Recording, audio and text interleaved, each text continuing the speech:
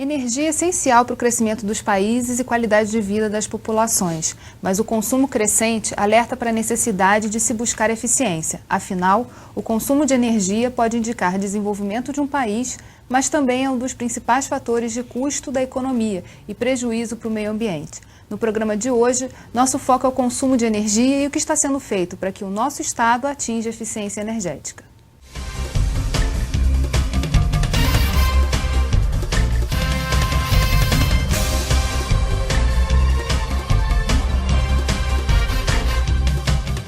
Para conversar sobre o desafio de poupar energia, convidamos Fernando Perrone, chefe do Departamento de Projetos de Eficiência Energética da Eletrobras, Dori Ziegler, analista de Inovação e Acesso à Tecnologia do Sebrae Rio, Marcos Cordeiro, coordenador do Programa Estadual de Racionalização do Uso de Energia da Secretaria de Estado de Desenvolvimento Econômico, e Reinaldo Castro, professor de Engenharia Elétrica da PUC. Antes de começar, vamos explicar ao telespectador o que é eficiência energética. Como levar às pessoas aquilo que elas precisam com o menor consumo de energia possível. Então, quando a gente pensa numa residência, por exemplo, a gente pode ter paredes como essas que estão aqui, feitas com tijolos não cozidos, que é o caso dessa. Então eu não precisei queimar lenha, não precisei queimar carvão, não precisei botar uma energia ou fóssil ou biomassa para cozinhar esses tijolos. Usei o calor do sol. Da mesma maneira, a gente tem aqui telhas, que são telhas de coco, que são estruturas de bambu. Você tem o que você precisa do serviço e não necessariamente um consumo de energia grande. Um estado como o Rio de Janeiro, principalmente a cidade, ela é muito quente. Uma boa parte do ano, as casas têm um desconforto térmico. As estatísticas têm mostrado que no Rio de Janeiro dá em torno de 70% a 75% de desconforto em relação a esses fatores clima, tempo e temperatura. Se você começar a usar mais ventiladores de teto, mais um aproveitamento de construções também que sejam mais sobriadas, que consigam usar melhor a questão do conforto interno, sem o uso de energia adicional, principalmente o ar-condicionado, você consegue uma redução de consumo de energia. As pessoas têm que ter consciência, e as indústrias, as empresas, etc., que quanto mais elas aproveitarem dos recursos que estão disponíveis na natureza, seja a energia solar de boa forma, seja do conforto térmico que pode advir de vários tipos de construção, seja do aproveitamento de questões como vento, como luz e etc., você pode reduzir o seu consumo de energia. Eu queria começar falando do programa federal do Procel, né, que já é um caminho nessa linha de eficiência energética. Como ele funciona e de que maneira ele contribui para essa economia? O Procel, o Programa Nacional de Conservação de Energia Elétrica, ele foi constituído em 1975 e ele é vinculado ao Ministério de Minas e Energia. A Eletrobras é a executora desse programa, que nós costumamos falar que é um programa de Estado, porque ele já existe esse ano, de 2010, ele completará 25 anos de existência, para bodas de prata, né, como a gente aniversário de 25 anos. Então, ele cuida de toda a questão da conservação de energia e eficiência energética da parte de energia elétrica. É um programa federal onde a gente trabalha em articulação com diversos segmentos da sociedade. A parte mais visível do projeto são as etiquetas nos aparelhos de eletrodomésticos. Essa é uma das vertentes atuais mais visíveis para a sociedade. Já existe para eletrodomésticos, para equipamentos consumidores de energia elétrica e mais recentemente nós lançamos junto com o Inmetro, que é o órgão certificador em território nacional, a etiqueta para edificações. E no âmbito estadual, qual tem sido o trabalho do Estado, né, em relação a isso?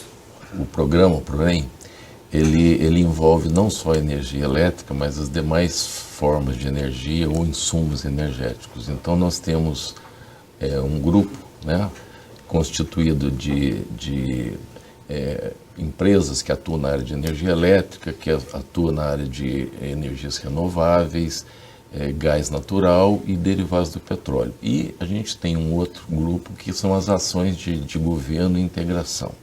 Bom, Então o foco da gente é um pouco mais ampliado com relação a essa questão. E o Estado, ele tem dois papéis fundamentais. Ele tem que ser um promotor de ações, de alavancar ações de eficiência energética, e também ele é um grande consumidor de energia. Então nós temos prioridade, por exemplo, para fazer escolas estaduais, eficiência energética em escolas, em hospitais estaduais e em alguns prédios administrativos devidamente selecionados, né? Ele também pretende ser um programa de Estado.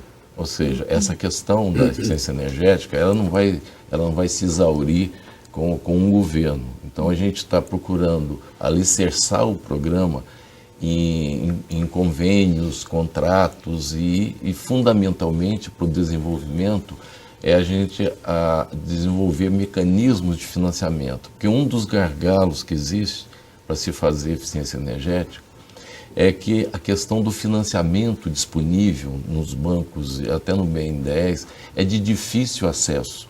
Então nós conseguimos aprovar aqui na Assembleia Legislativa, com a ajuda aí dos deputados e tal, um fundo de eficiência energética para a gente poder ter recursos para alavancar, porque você não faz nada sozinho.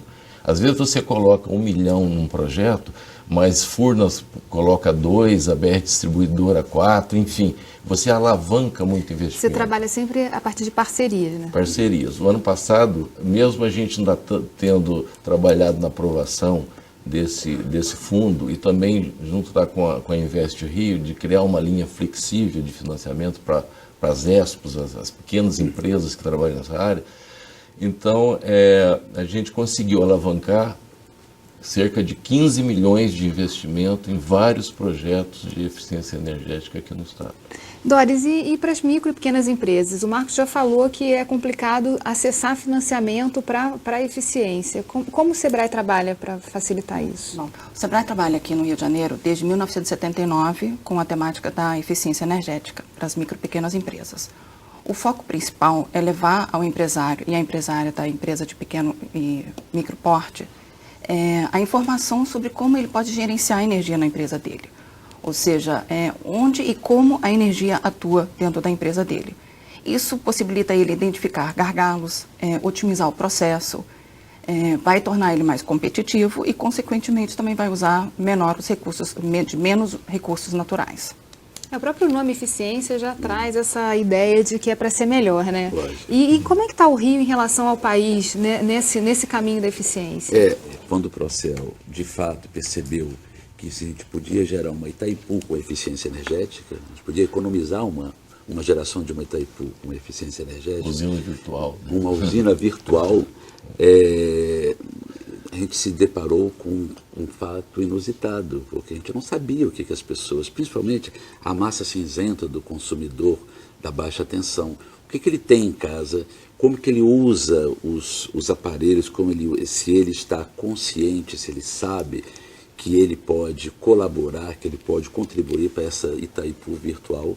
E foi quando então nós desenhamos um sistema, um sistema que não fosse também muito oneroso. Você poderia fazer uma medição, mas imagina você medir 40, 45 milhões de clientes, impossível.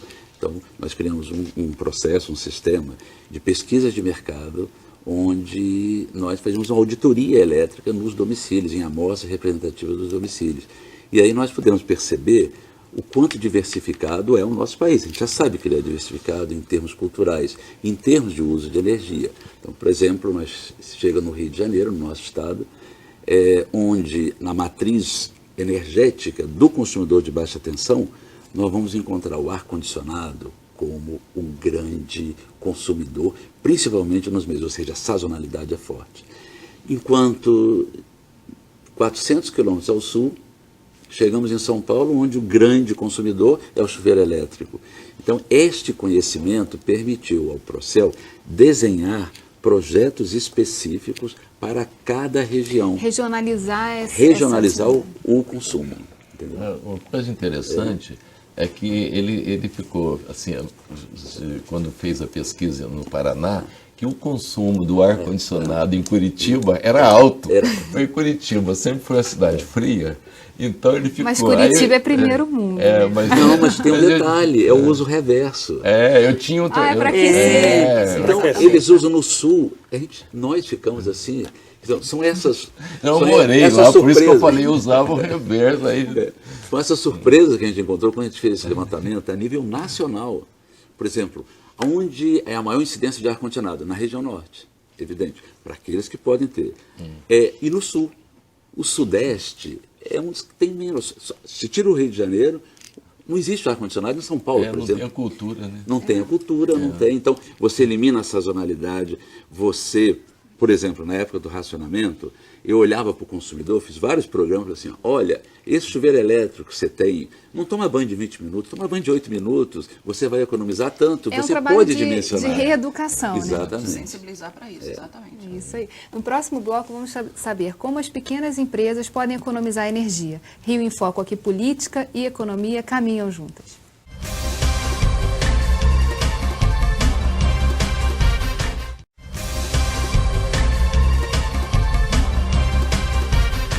Estudo da empresa de pesquisa energética aponta que o consumo de energia elétrica subiu mais de 10% em fevereiro passado, sendo que a indústria sozinha aumentou 14,4%.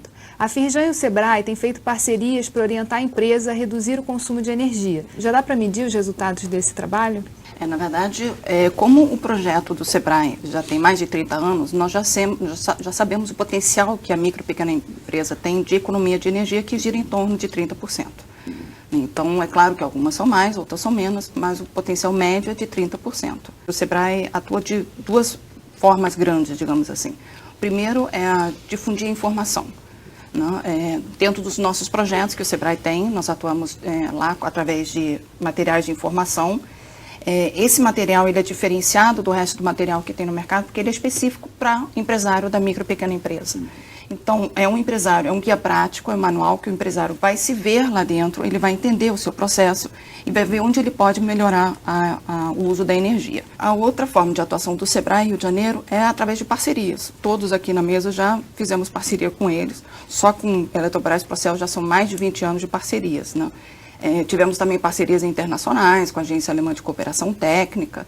Então, e sempre na questão de levar a informação para o empresário da micro e pequena empresa para que ele possa tomar providência, para que ele possa gerenciar melhor o uso da energia na sua empresa. Queria até complementar um pouco, porque durante 5 anos, com recursos da USAID Energy, nós fizemos um programa de capacitação, onde nós capacitamos algo em torno de 2.000, 2.500 técnicos, entre eles técnicos de pequenas, nos temas mais variados, entre edificações, prédios públicos, indústrias. E esse programa foi tão interessante, ele foi tão efetivo, que o Procel, em primeira mão já vou dizer, já reativou. Nós vamos dar continuidade. Inicialmente, nós vamos fazer 6 treinamentos em todo o país,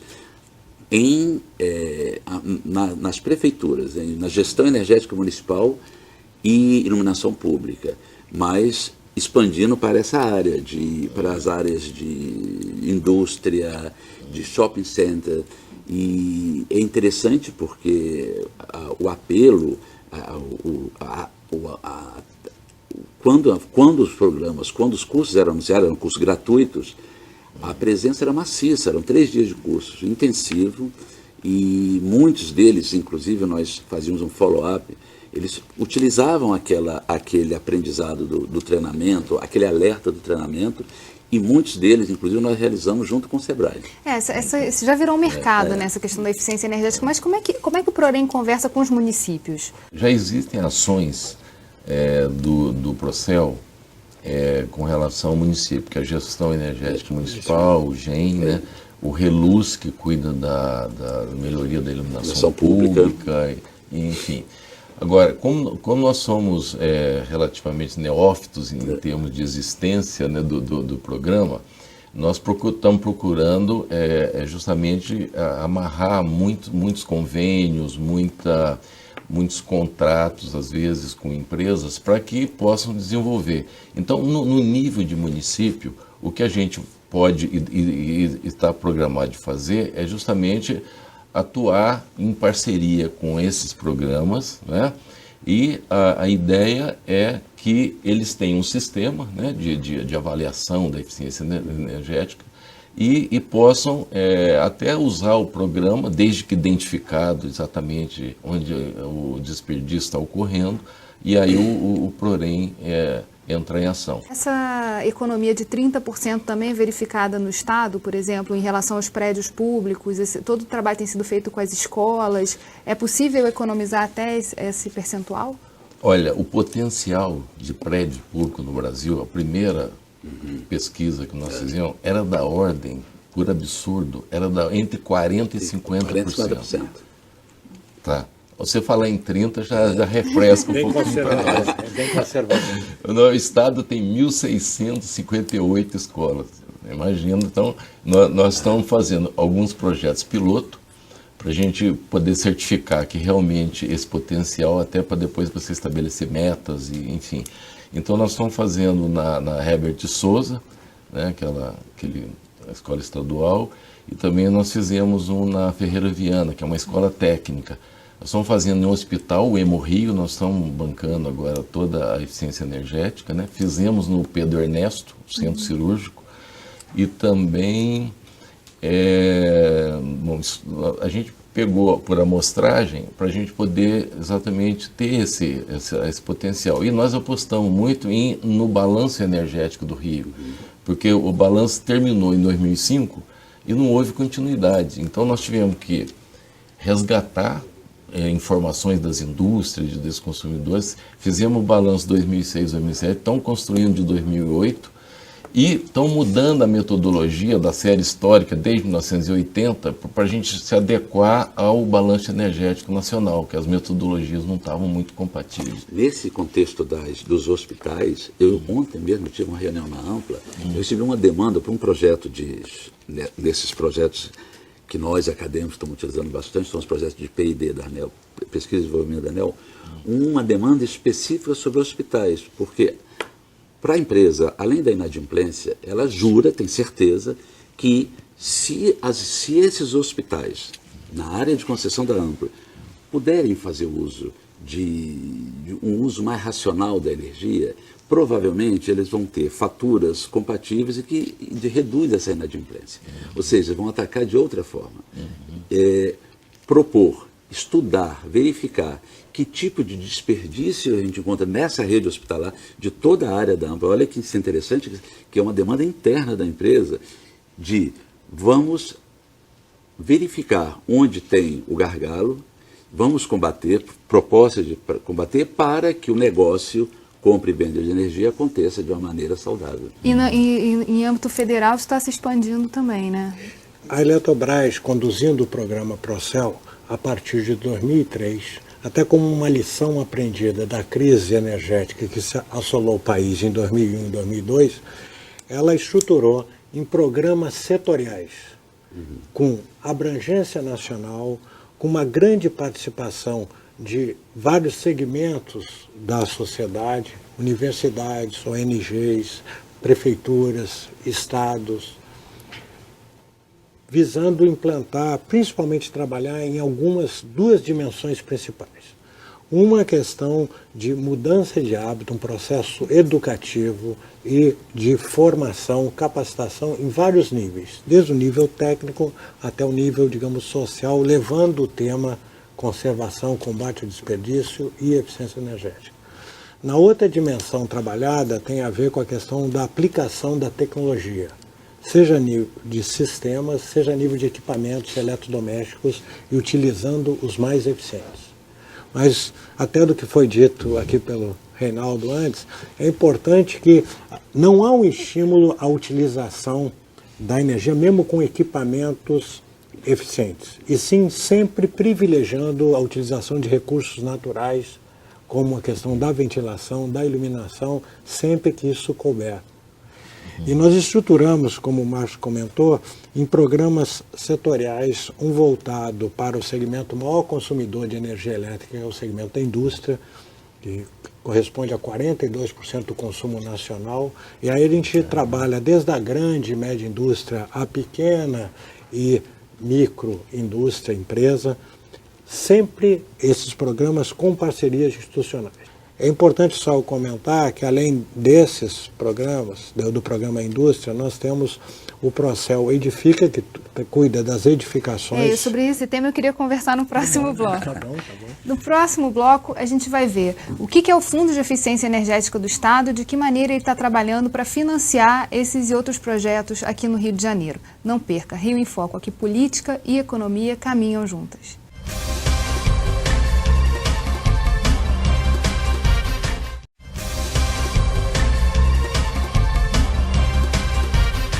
As pequenas e médias empresas têm dificuldade para conseguir financiamento para desenvolver projetos de eficiência energética. Um dos motivos é que os bancos privados não trabalham com esse tipo de financiamento. A LERJ aprovou o projeto do governo que cria o Fundo de Eficiência Energética. Já tem algum projeto encaminhado com isso? O que está faltando para que ele...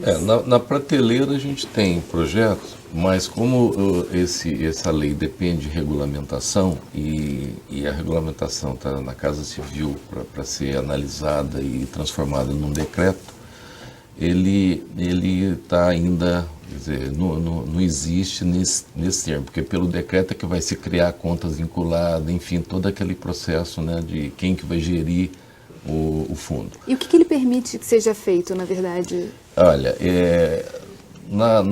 na concepção da lei, e não foi mudada aqui na Assembleia, e o pessoal entendeu isso, nós deixamos isso completamente em aberto. Nós vamos financiar projetos de eficiência energética, para você não ficar restringindo já na lei alguma coisa, certo? E, por outro lado, nós abrimos a participação de aporte de recursos de entidades creditícias nacionais e internacionais para colocarem recursos nesse fundo. Tá? Nós já temos garantido, porque aí a legislação de gás natural distribuição é estadual, nós já temos garantido 0,5% do lucro líquido da SEG e da SEG Rio. Hoje, uma estimativa assim, de ordem de grandeza, daria como R$1.200.000. E nós estamos trabalhando também numa linha de financiamento da Invest Rio, uma linha mais flexível, porque não é que o banco comercial não tenha essa, eles têm a linha do BNDES, mas eles não entendem que um projeto de eficiência energética, ele tem um payback, né, um prazo de retorno que está ali no projeto, mas ele não acredita naquilo. Aí ele pede uma segurança tamanha para a ESCO, ela tem que dar garantia de 130% do investimento que vai ser feito. Quer dizer, tem que mostrar que não precisa do... então a gente tem esses problemas aí para resolver. Mas o fundo vai alavancar muito, porque às vezes 1.200.000 pode parecer pouco.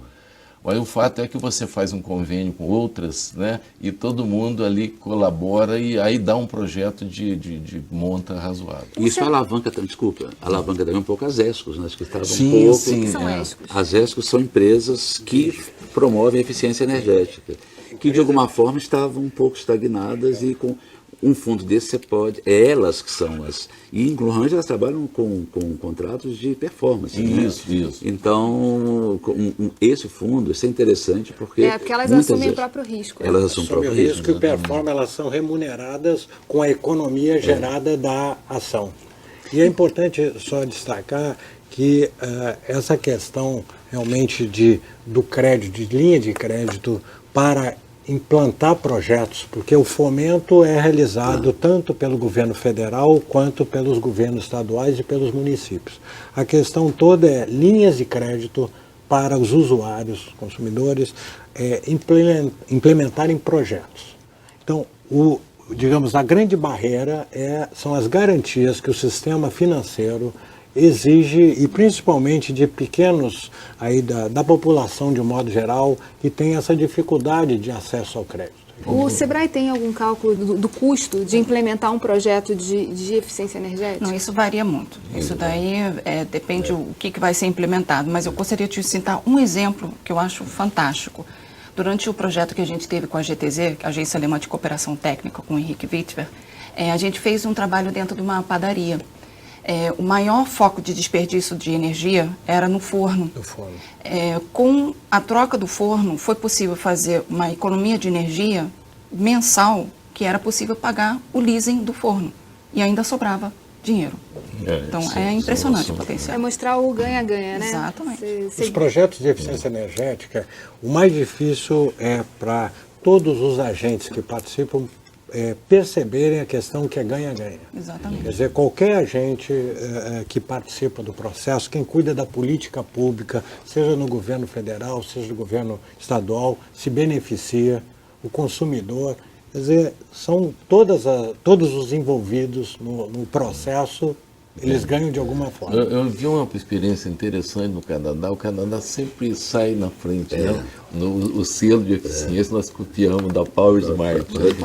Mas só resgatando, as concessionárias lá estão fazendo o seguinte para o consumidor residencial. Ela faz a troca dos equipamentos ineficientes e estão cobrando devagarzinho na conta de energia elétrica do consumidor. Ou então, às vezes, no IPTU também. Esse exemplo que a Doris citou do segmento de panificadoras, eu acho que é um exemplo bastante emblemático, bem representativo. Porque nesse trabalho que nós desenvolvemos aí com o Sebrae Rio de Janeiro, a Eletrobras, e com aí o apoio da Agência de Fomento Alemã, só para ter uma ideia do potencial no Rio de Janeiro, nós temos cerca de 7.000 panificadoras. Se pensarmos em termos de Brasil, são cerca de 60.000 panificadoras. E o processo, digamos, de produzir o pãozinho, ele é repetido. Então, existe uma escala de multiplicação da ação muito grande, quer dizer, de aproveitar esse potencial, como o Marcos falou, nós que trabalhamos com conservação e eficiência energética, sempre somos muito conservadores. Agora, os números de comprovação são muito maiores do que as estimativas. Logo que os franceses subiram a Light, pediram para fazer um levantamento, porque estava havendo um ataque da Light. Saiu uma competição interna dos energéticos. Perfeito. Um ataque da SEG, enfim, para oferecer o forno a gás com melhor, a um custo bem mais razoável do que o forno elétrico. E eu fui contactado para fazer um levantamento com os donos de padarias, portugueses, a maioria, geralmente, sobre enfim, aceitabilidade ou não. E é incrível porque muitos deixaram claro que, apesar de você ter uma vantagem financeira com a utilização do gás, o pãozinho, a fornalha, o pão produzido numa fornalha a gás era de pior qualidade do que o forno elétrico. E com isso a Light respirou, pensou, opa, não vou perder cliente. Já resolveu. Mas já estão desenvolvendo um forno. Pois é. Mas, de qualquer maneira, Reinaldo, isso que você comentou, em termos de política federal de eficiência energética, nós estamos, junto com o Ministério de Minas e Energia, trabalhando com diversos atores na implantação de um Plano Nacional de Eficiência Energética. E isso vai ser fundamental, porque existe no documentos de planejamento que estabelece a Política Nacional de Energia do país para 2030, existe uma projeção que a sociedade, de uma maneira geral, vai ter que economizar 10% do consumo projetado para o ano 2030 só em ações de eficiência energética.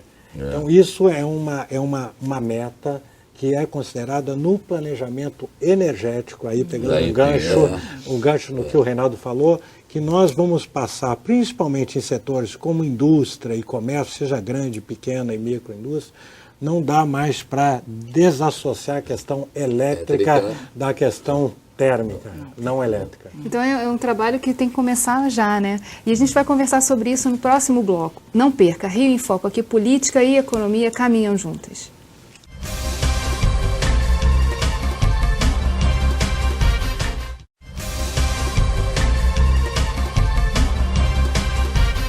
O sistema de energia montado desde o século XIX até o final do século XX, ele já está demonstrando que é insustentável. Um sistema baseado em combustíveis fósseis, nuclear, não é sustentável. Então, ou o homem consegue transformar esse sistema num sistema baseado em energias solares sustentáveis, ou a natureza vai nos transformar nos novos dinossauros. Até há pouco tempo, eu diria 1985, por aí assim mais ou menos, acreditava-se que os recursos do planeta eram infinitos. Se você podia usar todos que precisava para o desenvolvimento econômico. Ou seja, o paradigma era o paradigma econômico poluidor. Você fazia uma decisão se ia fazer uma indústria ou não, baseada apenas na economia. E hoje em dia a gente sabe, se for baseado apenas na economia, nós vamos destruir o planeta. Uma siderúrgica, ela usa muita energia para poder transformar o ferro em aço. E isso, em geral, vem de um carvão mineral ou de um carvão vegetal somado e etc. Aquilo ali são fornos de calor altíssimo. E sai muito calor que não é aproveitado nesse processo só de transformação do ferro no aço.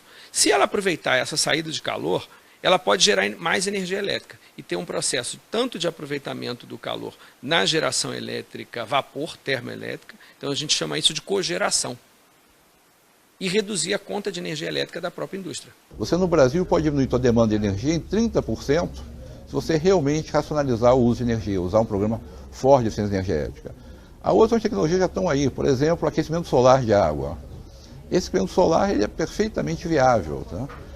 A eólica, houve um leilão agora que a eólica está mais barata que o carvão, está mais barata que as térmicas a óleo. Então, na realidade, se precisa que tenham políticas que façam essa transferência. Era exatamente o que a gente estava conversando no bloco anterior sobre outras energias que podem ajudar a mudar um pouco a matriz e também facilitar a eficiência energética. O Estado, no caso o PROREM, nós temos o grupo de gás natural, ele está desenvolvendo 2 projetos. Um é a avaliação do potencial de cogeração no Rio de Janeiro, que é o professor ali falou, que a gente precisa identificar, porque às vezes cada caso é um caso, que não dá para se generalizar.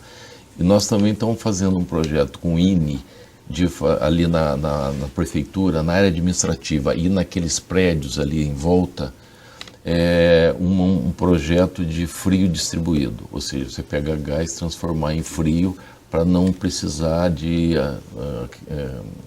condicionamento ambiental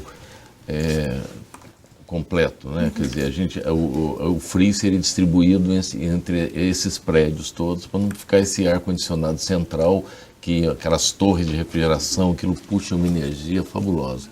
Então nós estamos fazendo esses 2 projetos dentro dessa linha de raciocínio aí dos professores.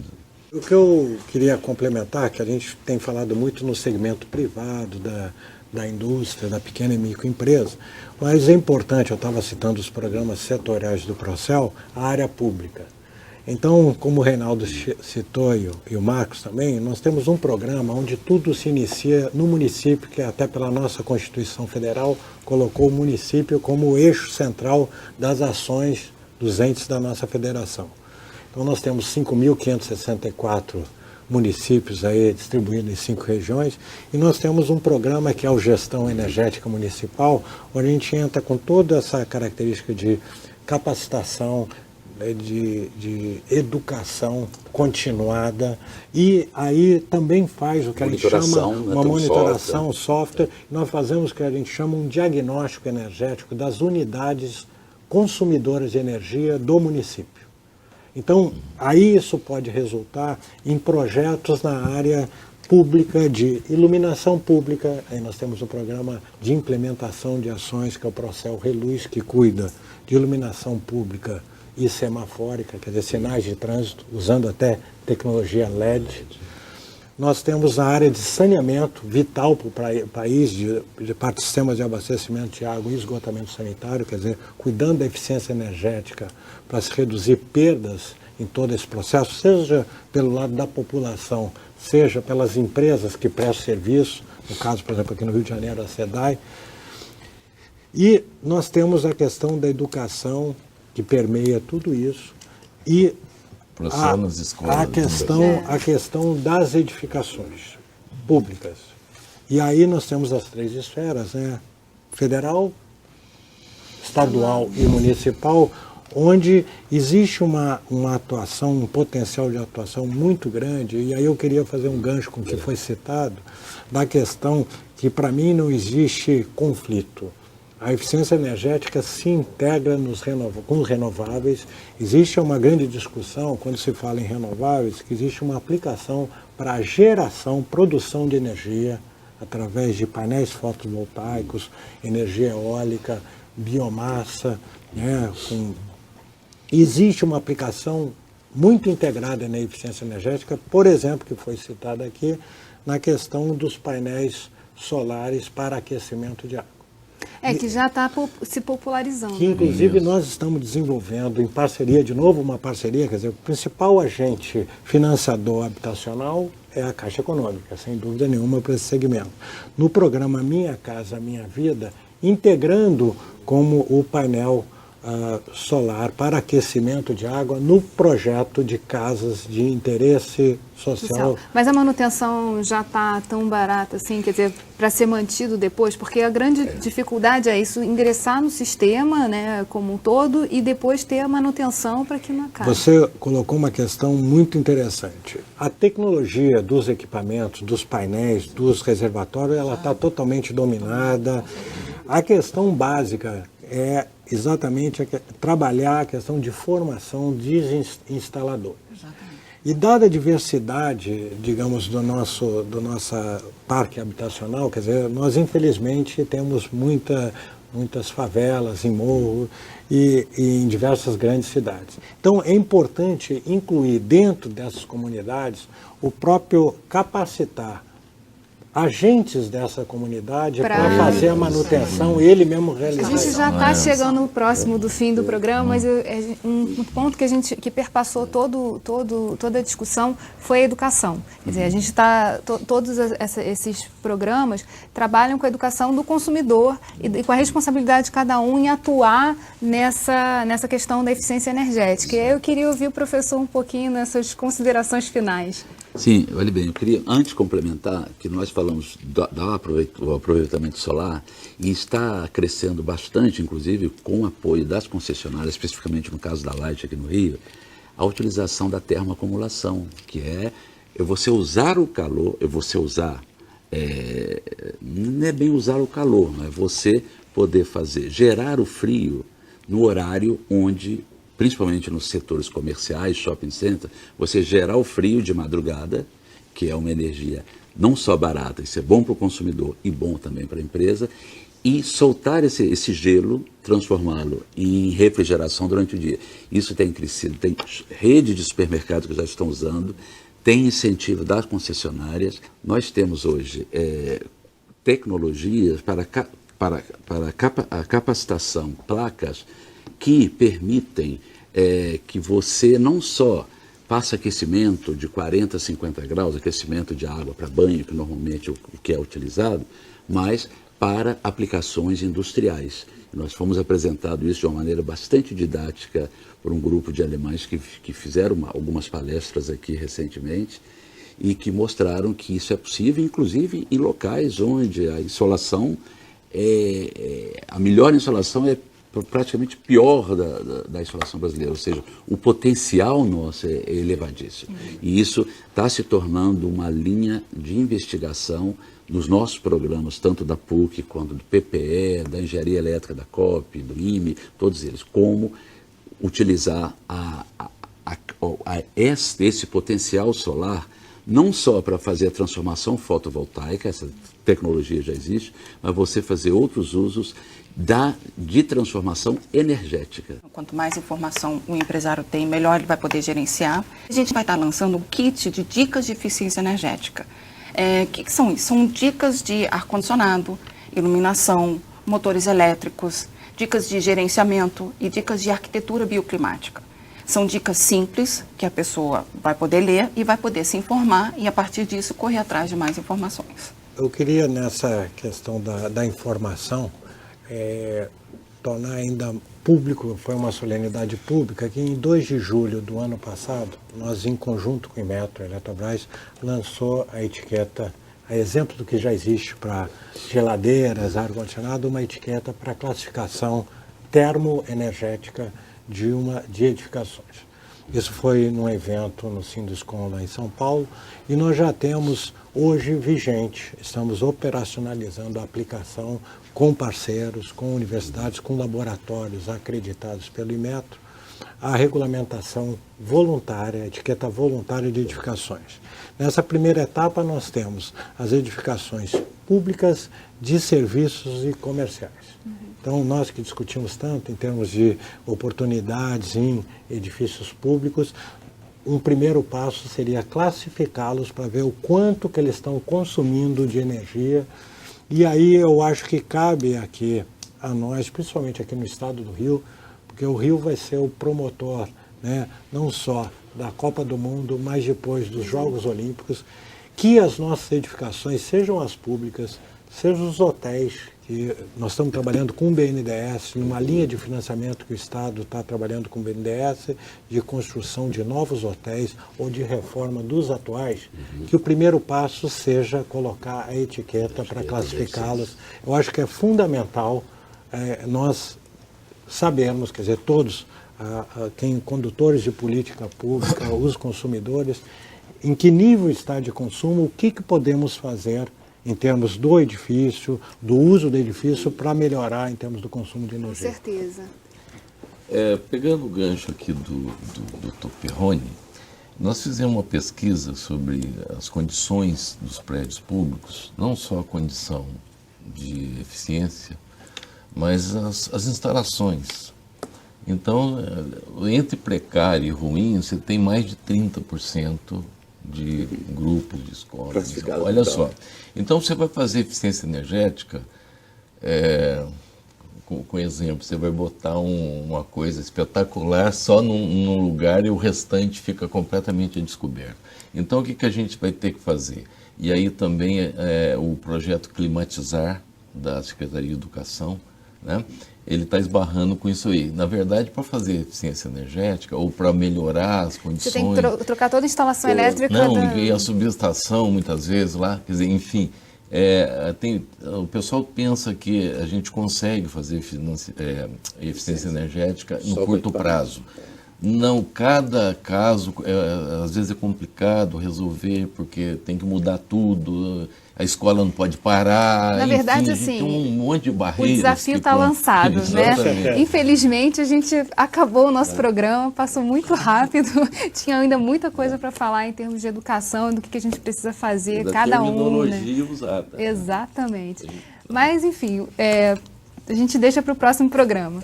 O Rio em Foco é o programa do Fórum Permanente de Desenvolvimento Estratégico do Estado. Para acompanhar os nossos debates, acesse a nossa página na internet ou as nossas redes sociais. Você também pode assistir esse programa nos sites www.rioemfoco.rj.gov.br ou pelo www.tvalerj.tv. Obrigada, doutor Perrone, obrigada, Marcos, obrigada, Doris, obrigada, Reinaldo, e obrigada a você que nos acompanhou. Até a próxima. TV Alerj, o canal do povo fluminense.